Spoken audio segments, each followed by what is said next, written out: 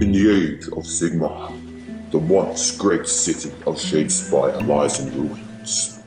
An ancient curse has driven many to madness and despair.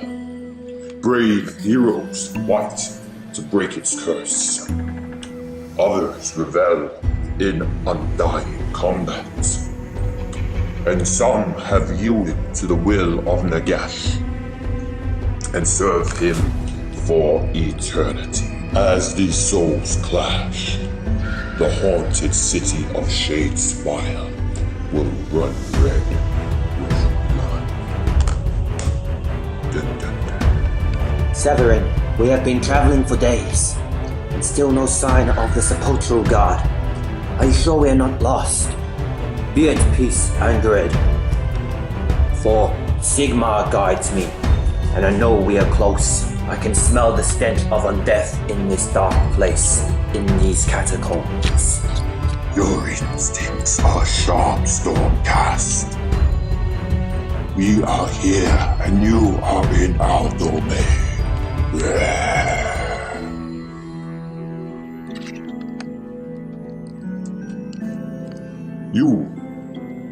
We seek. I know what you seek. You seek the Shard of Nagash to break this curse like many before you. You will not succeed. We are blessed by Sigmar himself. You shall show us the way. You must defeat me if you seek to get any information from me. Very well. Oberon, Angerd, prepare yourselves for battle.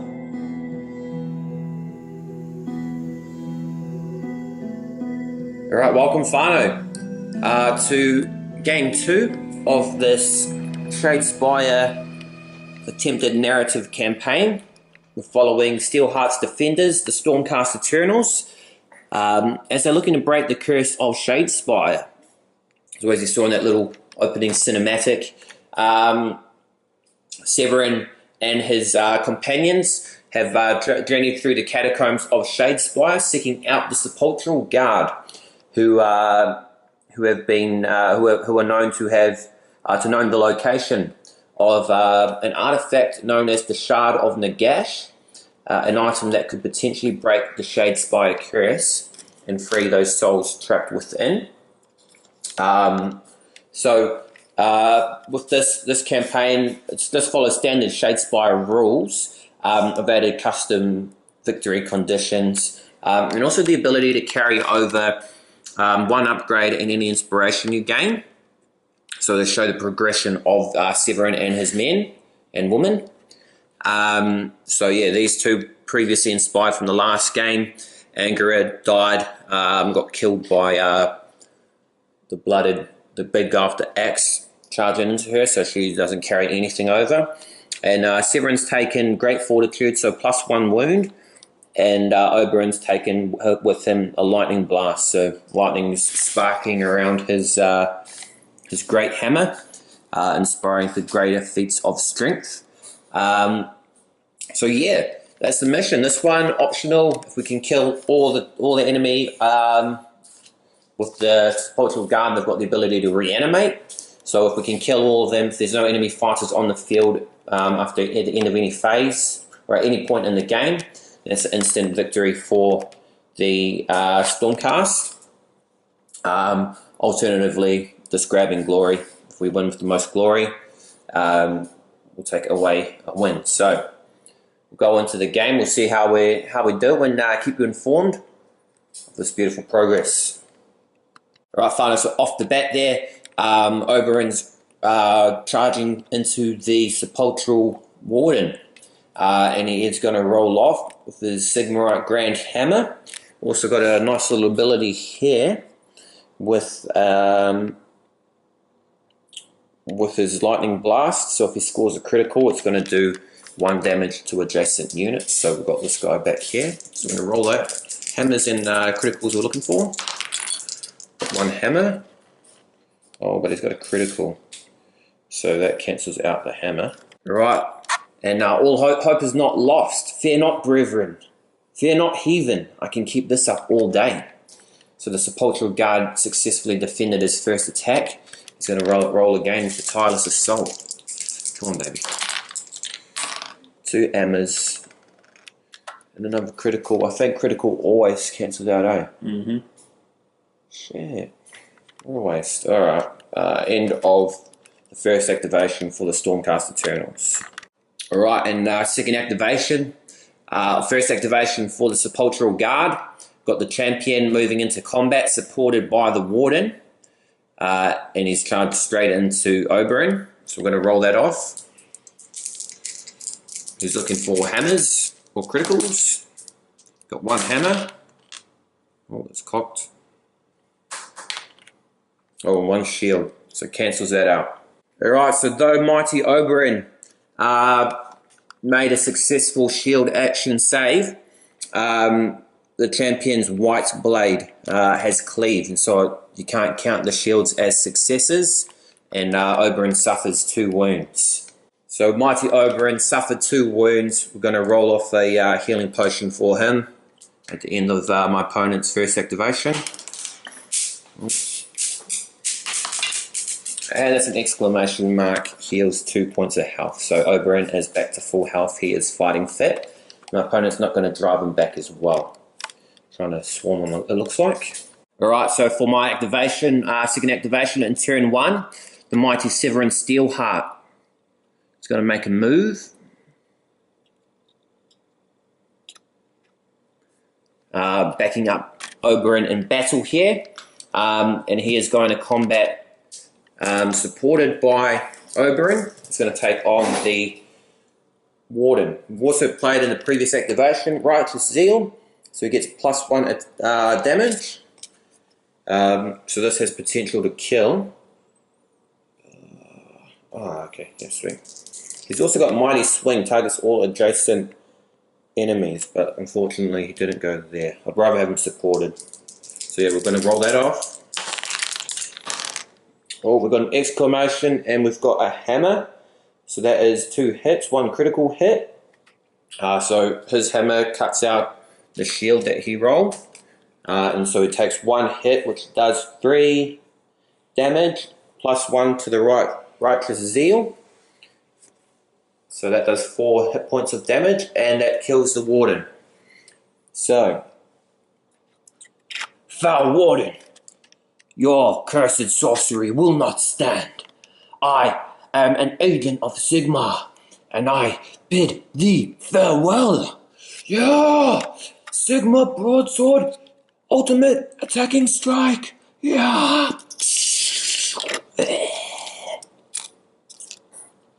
Yeah, baby.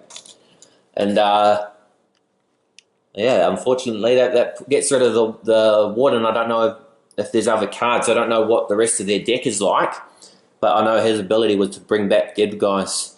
So, pretty risky putting him right up in the front, but he has been felled by Sigmar's will, and go into my opponent's activation. Alright, fine, so end of that second activation.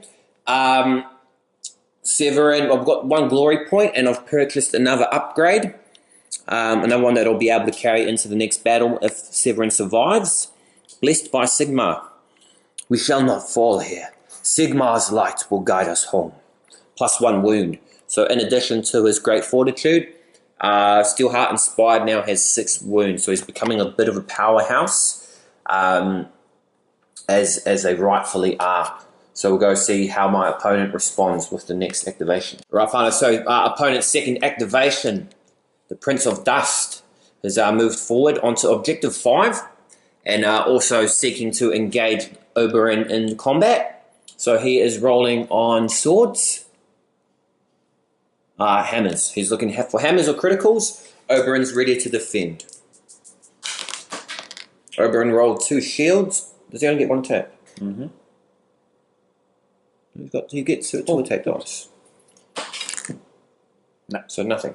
So 2 shields. So Oberyn blocks that and is inspired again. but that's a failed attack. So end of the second activation on my opponent's turn. He's played another card here. Ploy Grasping Hands. The bony claws of the Undying reach out from the ashes of the mirrored city. So he reduces the move characteristic by the number of friendly fighters that are not on the battlefield. So that's just the Warden. So the Warden, even beyond death, he's reaching out and reducing Angered's move characteristic by 1. She is moving at a speed of 2. I'm just going to hop onto objective 4. And that will end my third activation on turn 1. Right, so my opponent just drew a card, a ploy card, a grey card for his third activation. Into my fourth activation now. Everyone's done something, so I'm just going to draw an objective card. And very nice. All right. It's going to end the fourth activation for me, my opponent. Want to do anything quickly? All right, so my opponent has simply moved the Harvester into my territory, and thus that shall end. Oh, wait a minute. That's not going to end the phase, because I'm going to play a card. Confusion. Choose 2 fighters that are adjacent to each other and switch them. I'm going to swap Oberyn with this guy here. Move him onto objective 5. And that shall end first turn. After we've each taken our 4 activations, we'll go and see if any objectives gained, what the ranking is at the moment. Right, so end of that turn, I ended up claiming objective 5 there. My opponent claimed no objectives, and so that puts the Stormcast onto 2 glory points to the Sepulchural Guard's 0. So in the first turn, we're in a strong position. We'll see how things change. We're going to get rid of some cards, draw some new cards, and we'll see how we go. Stay tuned. All right, so the first activation in the second turn, my opponent's moved the Harvester, the Grim Reaper type guy, onto objective 2, and he's played the card Fortify. So for the next activation, all friendly fighters holding objectives have +1 defense. So it's going to make him a bit stronger for the next activation. So that's my first activation. So be a little bit stronger, so I probably want to attack in this turn. I've also displayed Trust to Luck. Discard any number of power cards and draw up to that number of power cards from your deck. So 1, 2, 3 I'm getting rid of, and I'll draw a new 3. And we'll go on to my first activation on turn 2. Right, so for my first action here, activation, I'm just going to make a fight action with Severin. Now he's got Mighty Swing as he's inspired, so we can attack all adjacent fighters. They're both going to support each other in defense though. So we'll go for the first one here with this guy with the sword. The champion, so he gets 1 dice. To my 2, rolling off. Hammer and a critical, so he survives that. And for the other guy here, the Prince of Dust gets 1. Roll off. Oh, critical, he blocks them both. Alright, so the champion has moved off after his combat with Severin, and he's going to go take on Oberyn. So he gets 2 attack dice, I get 2 defense dice, rolling off. 2 shields, just 2 swords, which is nothing, so I win that defense. And that ends that activation. Oberyn has stepped off objective 5, having claimed it in the previous turn, and they're both going to, and he's going to fight the Prince of Dust, supported by Severin. So rolling off. Critical and a hammer, so cancels that out. And we've got 1 hammer dealing 3 damage. He's dead. He's dead. Yeah, baby. Boom. Prince of Dust becomes dust. Return to dust from whence ye are. Return to dust from whence you came. Yeah, baby. Stormcast for days. Another glory point takes us up to 3. Alright, so end of my second activation on turn 2. My opponents played the card here, Employ Restless Dead. Place a friendly fighter that was taken out of action on a starting hex in your territory. So the Prince of Dust. From dust he returned, in dust he comes back to life again. That also inspires him to greatness. And he's reborn on the battlefield, ready for revenge against the boys in blue and gold. Can he win? Who knows? I've gained a glory point though there, Fano, and I will play upgrade. I'm going to upgrade Oberon with great strength. So I'm on 3 glory at the end of that one. My opponent's on 0. We'll continue into their third activation on turn. Third activation, my opponent has simply moved Skeleton onto objective 1. For my third activation, I'm simply going to draw an objective card. Alright, so the third activation, the final activation on turn 2, my opponent has just moved the Prince of Dust, the inspired Prince of Dust, onto my territory, moving 3 now as opposed to 2 thanks to his inspiration. For my last one, I'm going to just draw this objective.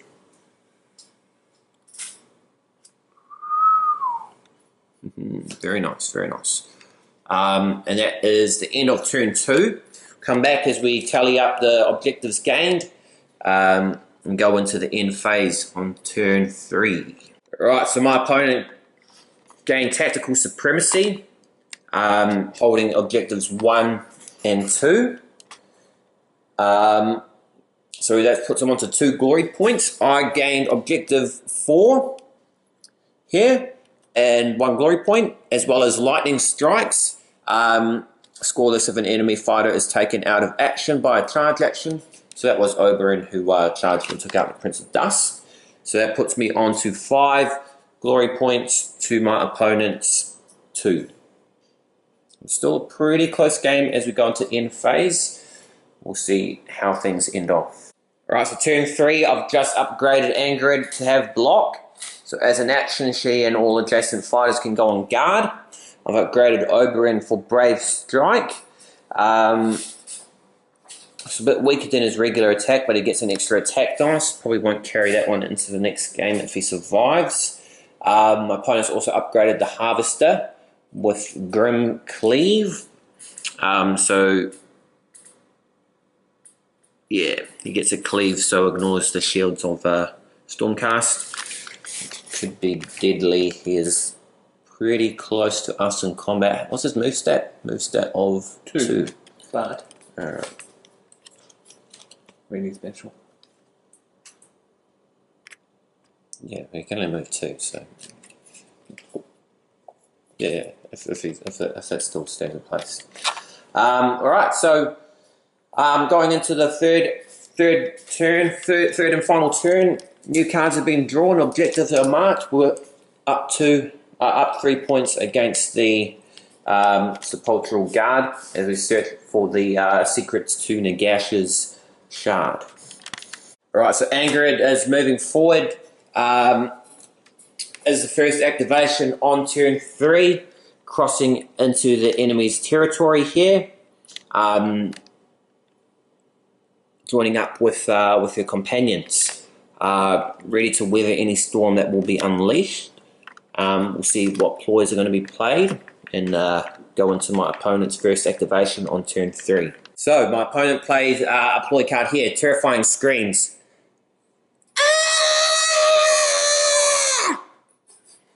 The fallen of Shadespire know terror, for they have experienced the slow horror of their bodies rotting and wasting away. So he's knocked back.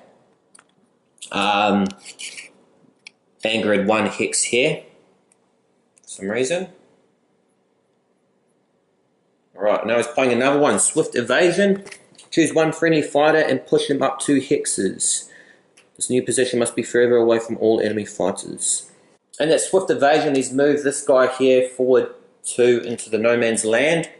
Don't know, he's working towards some crazy objectives, I'm sure. I don't like the looks of it, but I'm going to play my own card here.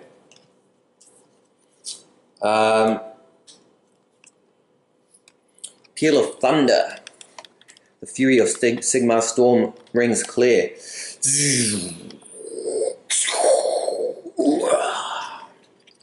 Pushes the harvester back into back his square.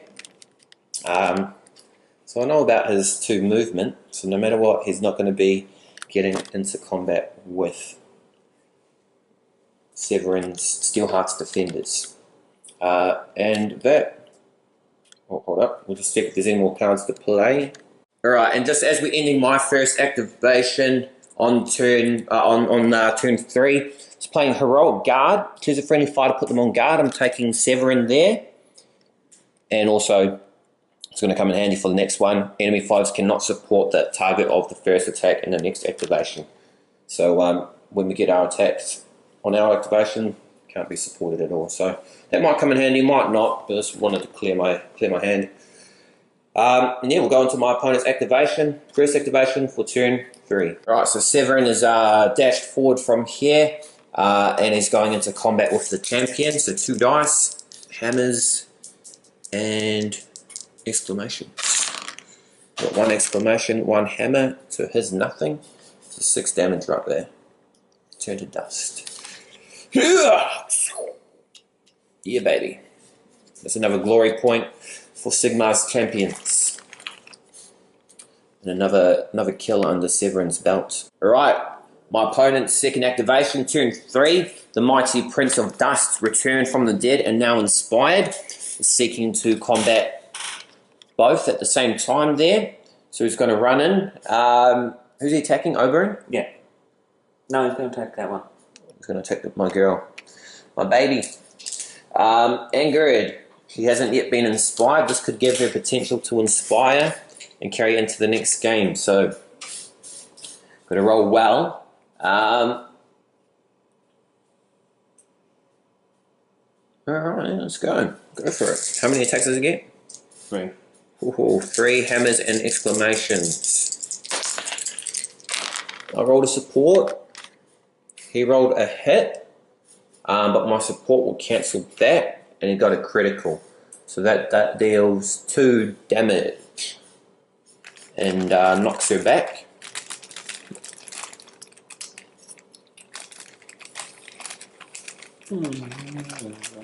Alright, interesting. You knock her back? I'm just thinking a way to knock her back. You can just only knock her back there. Means she can't support him. Alright, and that is the end of the second activation for us each. Both kind of got no cards left to go, so just straight into the next one. Oberon has simply moved back here, supporting his team, ready to hold out the storm and get the information from the Sepulchural Guard at the end of his third activation. Do you know what you're going to do? Just my opponent's just drawing an objective card. It's 1 more activation each, and at this point of the game, I will simply draw an objective card as well. Use this one. That's my last activation, and opponent drawing 1 as well. And that is the end of the third turn, our 4 activations each, and the end of the game. Count up the any objectives gained this turn, and see what the damage is in the Catacombs of Shadespire, the lair of the Sepulchural Guard. Currently sitting on 6 glory points with the Stormcast Eternals, 2 with the Sepulchural Guard. We'll see if he's got any tricks up his sleeve. I know he's trying some shocking plays. He had something in mind. We'll see how that happens. Alright, Whānau, so end of turn 3, my opponent actually got no objectives there, so we finished the game on a measly 2 glory points. I managed to claim this one here, if all of your surviving fighters are in your opponent's territory, so right here, booyah. Also got this one here, if no enemy fighters are adjacent, if you're not adjacent to any enemy fighters. So that was thankfully to this guy here, is he the Prince of Dust? Yeah, he's an inspired prince. He knocked back Angrid, and so that made him no longer adjacent, and that got me that glory point. My opponent had 2 objectives here. One here, claim the city. If he holds every objective, that would have been very expensive. Would have probably put him in the lead. And then this one here, if he had 4 or more surviving fighters and none of them inspired. So because he brought back the prince, he couldn't claim those 3 points. And victory goes to the Stormcast Eternals. So I hope you enjoyed that mission there, that game. Nice little series, a Shadespire series. If you're enjoying it, show your support, give it a like, subscribe to the channel, leave a comment there on any rules areas that there most likely are. You know, we're just rocking and rolling here. Vibing, rolling, all that good stuff there, Fano. But just providing entertainment for you guys. I know you guys are loving it. You guys are showing your support, getting views on across all the videos, and I really appreciate that. So yeah, with this we carry over into the next game. So he already had that that upgrade, so he's going to carry in with this one. Oberyn's going to take the great strength, increasing his damage, and Angrid survived, thankfully. She'll take this one here, Righteous Strike. So our team go through. Actually, they should take. They'll carry damage over too.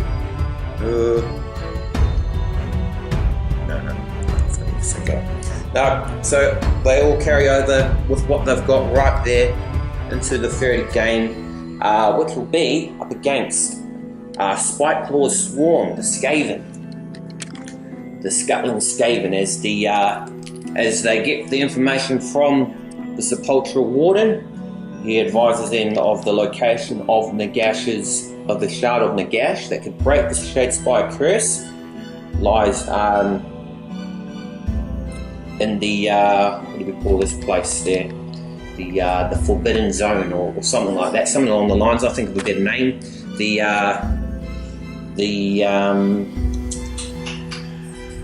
What's the name?